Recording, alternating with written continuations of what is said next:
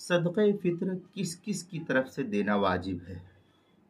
چنانچہ مالدار آدمی کے لیے صدقہ فطر اپنی طرف سے بھی ادا کرنا واجب ہے، اور اپنی نابالغ اولاد کی طرف سے بھی اور بالغ اولاد کی طرف سے بھی، بشرطے کہ وہ فقیر ہوں۔ نابالغ اولاد اگر مالدار ہو تو ان کے مال سے ادا کرے، اور اگر مالدار نہیں تو اپنے مال سے ادا کرے۔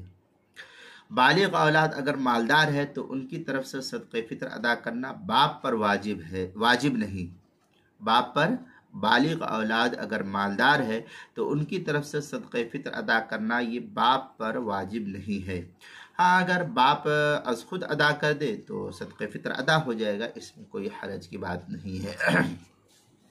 فتاوی عالمگیریہ میں ہے وَتَجِبُ عَلَى نَفْسِ وَطِفْلِهِ الصَّغِيرِ وَلَا يُؤَدِّي عَنْ زَوْجَتِهِ وَلَا عَنْ أَوْلَادِ الْكِبَارِ وَإِنْ كَانُوا فِي عِيَالِهِ وَلَوْ أَدَّى عَنْهُمْ عَنْ زَوْجَتِهِ بِغَيْرِ أَمْرِهِمْ أَجْزَاهُمْ استحساناً۔ یہ فتاوی عالمگیریہ کی عبارت ہے، جلد نمبر 1 صفحہ نمبر 193، مکتبہ رشیدیہ، کوئٹہ بلوچستان کا چھپا ہوا نسخہ اس کے اندر۔